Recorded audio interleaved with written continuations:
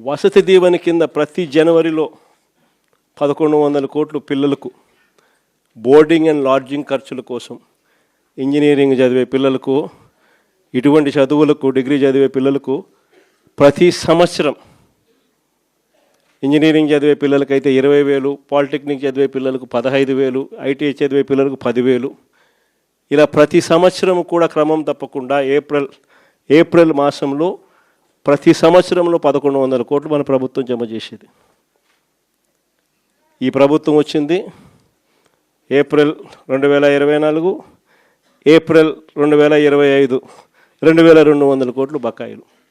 ఈరోజు పిల్లలు చదువులు మానేసి ఫీజులు కట్టలేక పిల్లలు చదువులు మానేస్తూ ఉన్న పరిస్థితులు, తల్లిదండ్రులు ఇబ్బందులు పడుతూ ఉన్న పరిస్థితులు, చదువుల రంగం పూర్తిగా నాశనం అయిపోయి